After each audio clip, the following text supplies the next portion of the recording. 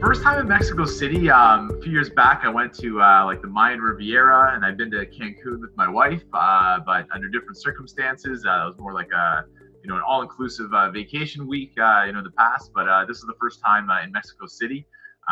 Really amazing city, actually. It's absolutely massive. It goes on as far as the eye can see, like up the mountains. Oh yeah. It's so flat too. They have so little like high rise, and really interesting. And I found the Mexican people were so warm, and they have this automatic big hug, where the hearts have to meet.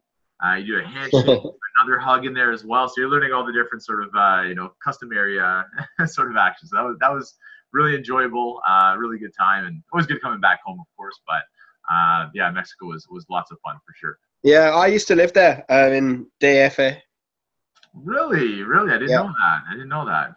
I've spent a Christmas there, but even the Christmas I spent there, it wasn't that cold. So you were particularly unlucky, Yeah, I've noticed that about you. I have noticed that.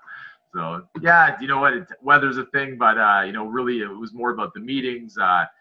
We had like a business cocktail, which was awesome. Met a whole bunch of different major companies were there to learn about the Morpheus.Network and what we're doing, and we're gonna get a ton of different POCs and different pilots and demos with these companies as well. So it was definitely worth the trip down from a business side, and get to learn a little bit about the city, and our global head of business development, Carl, he's down in Mexico as well. So I got to see him. Noam was down there too, so I got to spend some time, with the whole team, which is awesome. I'm a big fan of. I mean, like the colleges there are huge. The talent coming through. One of my best friends from Mexico City went to the US, worked for Morgan Stanley for a while. They wanted him to stay, but he wanted to go back to Mexico City because he felt that, if you are Mexican and you're doing well, why not come back and do it in Mexico City? Because like with the Zona Rosa, there are lovely parts of Mexico City. So I guess, tell me how it is now, because I think that, but I haven't been there for a while. Yeah, you know what? I've heard going there, whenever I go to a new country as well, or a new city, my wife looks into the crime rates, and the statistics on Mexico don't look fantastic, right? Just the numbers on paper, but really the areas that that you would go in, the areas that I was in as well, for these meetings, the conference, so on and so forth.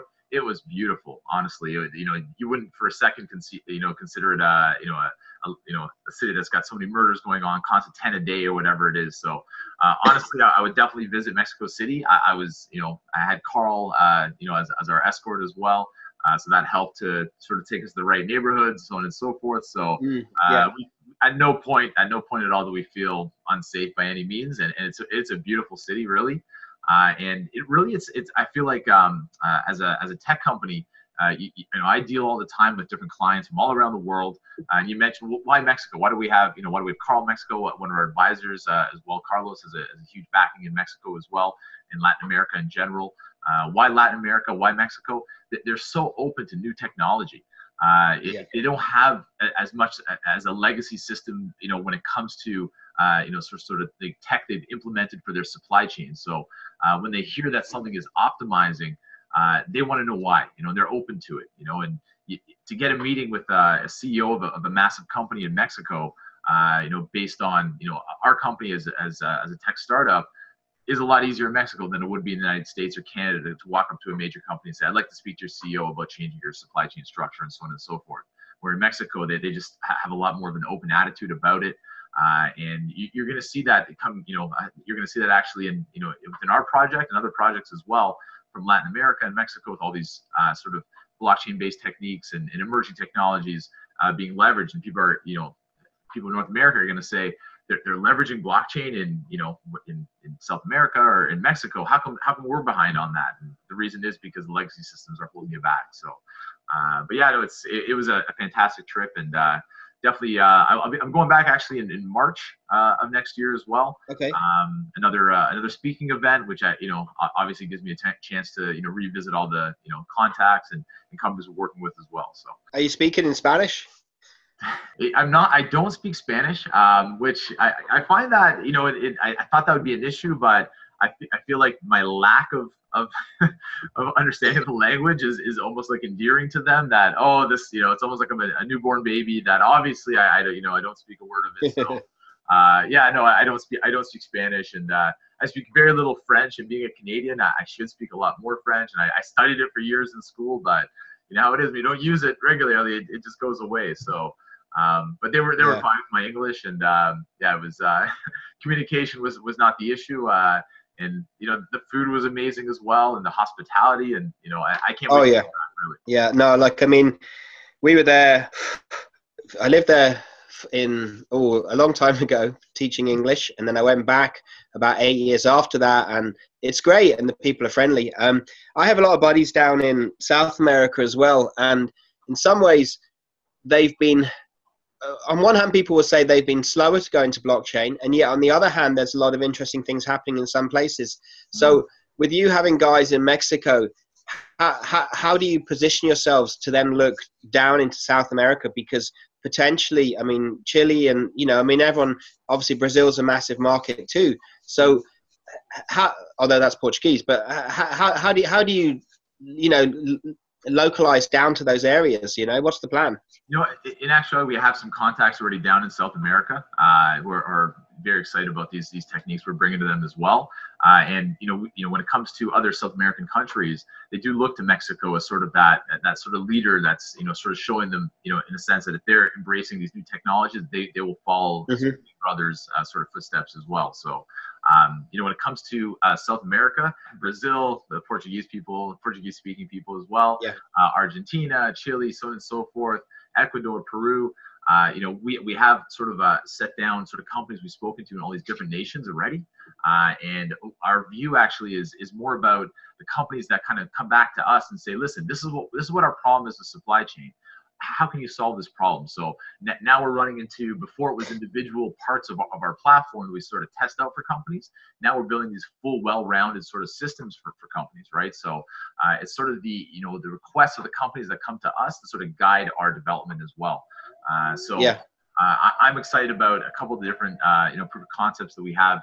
One actually in Argentina that we're putting a lot of work into, because I think it's something that could be used all around the world, really, and having something, you know, start in Argentina and then sort of scale it out to, you know, contacts in Mexico, contacts in America and Canada, China, and so forth. So very excited about these different sort of projects coming full circle. You know, it's such a great feeling to have not just these individual sort of functionalities, but now it's like full rounded businesses that can kind of take advantage of it and really automate and optimize all the different processes. So. Yeah, look, I mean, and I think also when you look at Argentinian stuff, it makes it a less Northern Hemisphere centric perspective, because we were in Porto and then in Madrid, and, you know, to deprogram this, you know, UK, Northern Europe thing is a lot of the business when Portugal scale is they scale into South America, and the same with Madrid-based companies. So this is the whole thing, that if you can make inroads in Argentina, then they might start be talking about linking through to Madrid, and therefore, you know, you start to crack the, you know, the Spanish-speaking markets from a different way, you know, because maybe Canada into those countries is a less of an obvious one, but you know, Mexico, Argentina, they have such strong networks already. So I guess that's interesting and exciting. And then, you know, I guess you always have to go where the leads are leading you, but potentially, you know, once you can make that bridge out of just leads coming through English language speaking countries, then, you know, the whole Spanish speaking area is a fantastic market to try and work with. I mean, and also we were talking with the kids only recently that the Americas are funny in that, you know, that highway that goes from the top to the bottom, well, there's the Darien Gap. You can't actually drive through because you get, you know, there's a 50-mile gap in Panama to Colombia where you have to get a boat or fly. So, you know, what with you being in, you know, supply side logistics, that it's very relevant, isn't it? Because have they been finagling that one for the last, you know, 100 years? Panama Canal takes you from east to west, but how do you go from north to south? Exactly. Yeah. You know, they're actually running it, like you say, on boats and docks as if it's coming from the other side of the world, you know? So it's quite fascinating how the different sort of structures of compliances as well. You know, companies that we're dealing with in South America, they're not necessarily shipping to their local neighbors, right? They have projects to go into the United States and into Europe and so on and so forth. So, you know, our sort of expertise when it comes to getting their, you know, products or whatever it is into the States, you know, that's a huge help that we can provide to them, and automating that process on top of it, leveraging these new technologies, you know, it's awesome. It's really exciting. And for me, it's a feeling of fulfillment actually. That it's funny because the markets, the cryptocurrency markets. I had someone, a friend of mine who's not necessarily an investor in crypto or anything like that, read a headline about how badly the cryptocurrency markets, the state of the market is right now. That's a headline they read. So he's asking me how's myself, how's with Morpheus.Network, what are we finding? I'm talking to clients, so on and so forth. And going to Mexico, my trip to China that I had just over a month ago.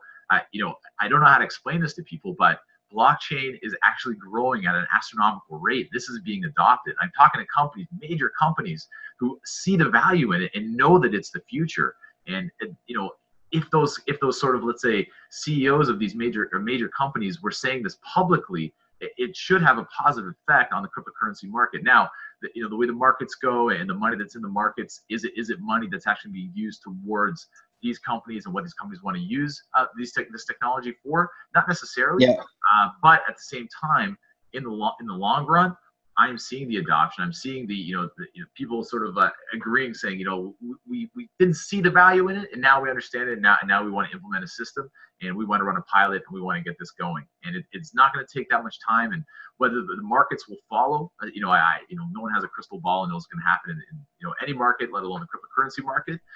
But I'm 100% confident that the adoption of blockchain is actually seeping into our society, from the ground level. And I'm excited to be a part of it, and I'm seeing it firsthand. So. Look, I mean, and I think that's the thing, isn't it? I mean, the volatility of the crypto markets, it's like, potentially in a day you can have a 10% up and a 10% down. So it's a crazy rate, much faster than the normal market's volatility. And, like we get the same questions. And so it's interesting that it's, like I wonder in 3 to 5 years time, we'll look back with hindsight and say that this graph almost completely matched the internet 1.0, where, Amazon lost 90% of its value and people said, there you go, it's not going to work. It's a flash in the pan. But actually that, they worked on tweaking the business and made the business right. And then, rather than be enthralled to the varieties of the price. And I guess we're back in this space right now, and we can't say for sure, but we do think that overall, if you're building the tech and the tech's right and you're building the relationships, we should come through this. But like you, I mean, I get it too, where, my mum will read the mainstream press, and so she'll say, oh, but this Ether, this Ethereum, it was 1,000 and now it's 90. I mean, obviously the tulip predictions have come true, whereas hopefully, the technologies that's being built and making the right relationships are going to come through. And I think we believe that, but we still have to have this reality check with ourselves as well, don't we? Where, like we believe it's working, but then we every now and then go, well, have we drunk the Kool-Aid? Or hopefully you go out and you're having the meetings and it validates that actually it is working. But the trouble a year ago was there was so much hype the other way that I don't think mainstream media simplifies things down, because it's more complex to talk about 5,000 currencies. If you talk about Bitcoin and mysterious people, then it's a more simple story, but maybe it's an oversimplistic story, and hence you get this. Exactly. Yeah. It's like you said, it mirrors, the dot-com booms and all that. Look at Amazon. Amazon lost, I think it was over 95% of its value, and then obviously now its value is much higher than it's ever been. So it's all about, not at this moment, over time, but since that crash, obviously it's done it very well. So it's more about building up the proper business revenue, and it's not just about the hype. Hype is not sustainable. You can't just have it forever, and people are going to say keep on hyping it, and it doesn't actually do anything, or it's not a part of our sort of lives. And that's what we saw with the original tech boom in the early 90s, and that's what we're going to see now. And what's happening in blockchain is this initial hype has vaulted the research that's been put into blockchain, the money that's invested into it. It's jumped us ahead. So whether this is hype money right now, and the market itself is going to get to a low, sort of the bottom level, this is just the first step towards actually getting to where blockchain has to be, and that's adoption on a global level. And we haven't seen anything like that yet. So.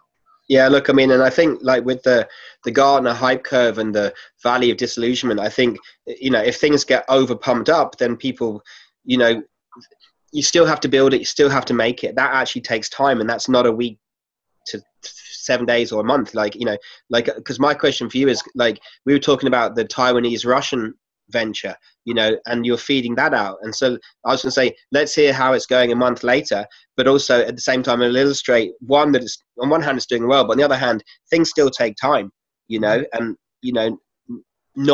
not this real-time expectation of a day or a week, like everything good stuff, 3, 6, 12 months, Yeah. If a cryptocurrency's price jumps up 40%, does that mean that their business has jumped up 40%? Not at all, Yeah.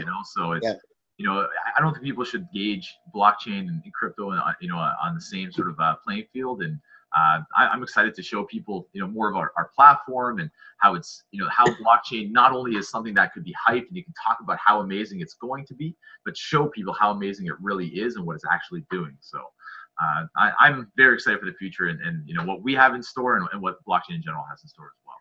So tell us a bit about, for example, the Taiwanese one. How's that going? And what are the developments? It's going extremely well. It's a Russian company actually. So they're the one shipping off to Taiwan. And listen, it's more about like I said, with that company, we took all these individual sort of functionalities and we're testing them. And that's what's great about these test companies. They let you sort of take an aspect of their business and let's see what we can do with those individual aspects. So right now it's more about polishing it into one sort of seamless functioning machine where they have all these functions sort of automating for them. So they're running their business and actually concentrating on their products and not dealing with all the logistical aspects of it. So Russian compliances are completely different than North American compliances, of course. When it comes to their payment system as well, working with their banking system is a whole different ball game than working in with a Canadian system or an American system for that matter, or South American or any other system that we've looked into. But it's going extremely well, and what I'm excited about is the actual those individual functionalities and how we can actually show the savings that they're actually getting from using this technology. And, So this is what I'm wondering is what kind of time frame do you need to start having meaningful data to be able to illustrate? Is it a quarter, or what time do you need on that? You know what? It depends on the POC itself. Like I said, it's the structure of the platform. It can be tweaked and manipulated in so many different ways that works for different companies. So whether you're an importer or exporter, whether you're a logistics company, whether it's some sort of security clearance structure as well, whether you're after the origin authenticity of whether it's fine art or jewelry or food or pharmaceuticals, all these different verticals, right? So how we're building all these digital footprints and all these different IoT triggers and all these different handling points and everything feeding back to populating this digital footprint. The more IoT triggers you have, the more big data you can sort of get together, and then you're using machine learning to optimize all these processes as well. So when it comes to how long it takes for certain companies, the data they provide is so massive where we can sort of optimize and start working on the machine learning aspects of it within a month or so. But when it comes to smaller importers or exporters, we're sort of using the entire network and system to optimize their specific needs. So how do you balance that between tailored solutions for individual companies and then also in theory one chain to unite them all, kind of? How do you? Yeah, it's funny because you start working on that based on the size of the company. Let's say a massive company wants to do a certain POC, you just can't say no, right? And the way it works, we're lucky that another company will approach and have another POC which has a lot of overlap. So we're in a meeting in Mexico actually, and we're talking about optimizing for rail and all that. And a company from the States we were meeting with was a Venezuelan representative and an American as well. And they bring up rail right away. They're like, oh, we're looking to optimize rail. And I kicked Carl under the table. I'm like, again, I was like, another overlap in our, in this POC that we're, planning this for an Indian company, planning it for a Russian company, and now we have this American, sort of Venezuelan connection as well. So you look for that overlap. You can't say yes to every single, customized project, obviously, but you feel lucky when you get, projects that have some sort of similar basis. And when it comes to origin, you can find a lot of similarities if you're doing, let's say traceability of food, traceability of diamonds, traceability, all these different things is documentation, where things came from, IoT triggers along the way. So there is overlap and similarities across these different verticals as well. So. So look, I mean, say with IoT and with the falling price of sensors, and the big data, and therefore the ability to lever more data coming in from the falling price and sensors, does that lead us towards potentially like a kind of singularity in this sector where, you know, the price of tracking falls, therefore we can have it in more places. The data comes in, is the potential bottleneck.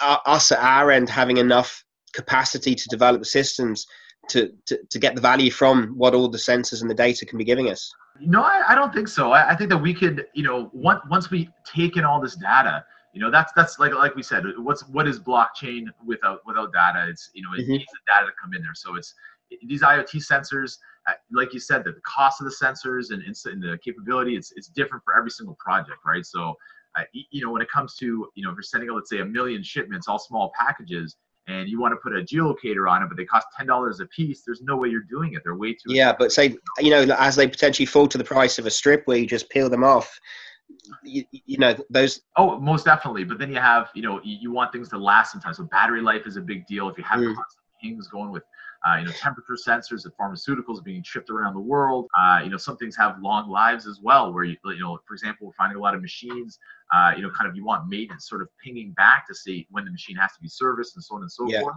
And once again, you don't want to tap into the power supply of the machine. The machine is receiving information already from the shop. So so it's every single project. And this is actually something that in China was one of the major topics of conversation, were the IoT triggers and sensors themselves.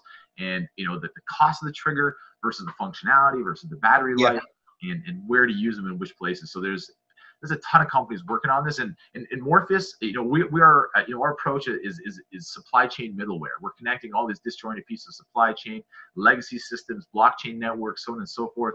We're not manufacturing IoT devices ourselves, right? So we're talking to all these amazing companies that are putting, you know, tons of effort into these actual hardware devices, and then we have a platform that can take in the data, distribute it as necessary for our clients, and, you know, use it in the right way, basically. So I'm finding there's so many different amazing companies working on IoT devices. Every day I'm talking to a new company, and, you know, every single POC we have, I'm like, okay, this is more suited for this, you know, this specific, you know, piece of hardware, you know, or, you know, rail, for example.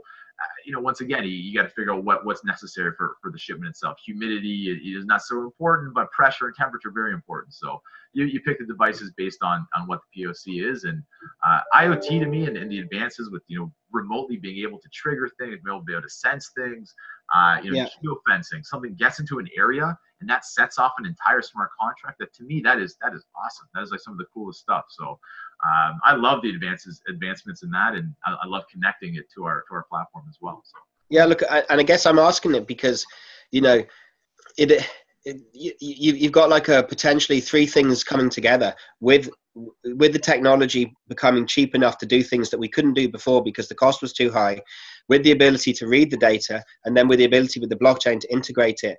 You know, I think we could start seeing things and insights that we didn't even imagine were possible before because the cost would have been prohibitive to do it, you know. exactly. So I guess it's interesting there because it makes it quite fast moving, and obviously, so I guess so we had some IoT conferences, and we didn't raise much sponsorship, and we saw this as an insight that it's still a very bleeding edge area. So there's lots of cool and interesting things, but there's not many people yet that have put it all together. In, you know, like, it's really cool what they're doing, but it's not mass produced yet. You know what? I find that I had this conversation with the Trusted IoT Alliance executive director Zaki Mannion as well about these IoT companies, and they're doing such amazing things. And we found that with a lot of the blockchain-based technologies as well, that they're available, and you can, you know, sort of go to, you know, a certain technology and certain, you know, try to leverage it yourself. But what we're trying to provide in our system is giving people a way to leverage these different technologies within a seamless platform. So within your own business, it's a way to take advantage of a technology that's out there without having to sort of reach out and figure out how to use technology. That we make this as seamless and intuitive and easy as possible. And I feel like our approach is, in a sense, working that companies are like, oh wow, that's it. That's how easy it is, and it's as simple as dragging, clicking, and you're done. You know, so we're trying to make it so, you know, I feel like once again when it comes to the hype of cryptocurrency and blockchain, that it's almost had, you know, people have a block in their mind that that's a revolution that they don't understand. It must be something completely different. And if this was something that they were using and they're like, oh yeah, I just click and I send it like this, they're like, yeah, that's blockchain actually. Yeah, that's how it's going to be a part of, you know, mainstream in the mainstream world, is having people use it when they don't even know they're using it. So exactly, yeah, that's when it worked. People just want it to work, and they want it to be better than what they had before. And then what you're doing is over the top, and they don't need to see the wires behind the back, kind of, Exactly. So, the wires are confusing. Those wires are confusing, unnecessarily confusing. So and then equally, I guess, when a better solution comes along, then the wire gets changed and the new solution just gets plugged in at the back. And that's the hardware provider's issue, rather than, the smooth UX at the top. I get all these links from people saying, like, look at this amazing new technology. I'm like, that's amazing. Every single new technology strengthens our platform as well, to connect and leverage that technology. So I'm loving the way we're growing and the way all these different technologies are growing with us in parallel.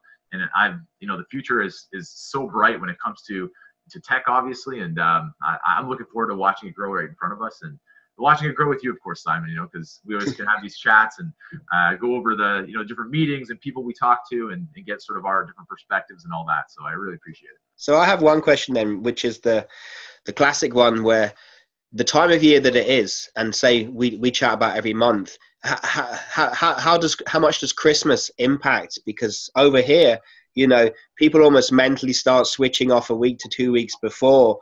Is it the same for you guys? Not that you switch off, but just that it becomes harder to get people to call you back and things, because everyone else is sort of, winding down, even though obviously the rest of the world isn't necessarily even, Christian or anything, but still. So, I mean, like, how do the next 4 to 6 weeks play out for you? Does it make it more challenging? In a sense, it does, but the way I see it, as a workaholic, I can admit that, that it gives me time to sort of get ahead in all these projects that I kind of personally fall behind on myself, where I'm like dealing with constant calls and meetings and things, kind of get left behind. So it allows me to catch up and spend more time with my family as well. And I think that, it's Christmas, and that's all amazing. And I honestly, in the last few years of my life, I've taken such a joy in the Christmas music and the change in attitude and all that. But at the same time, I think that it's a human thing to have to recharge at a certain time of year. And we've chosen Christmas as our time of year to sort of get together with our families and get that reset going. So I give people the pass when it comes to Christmas time.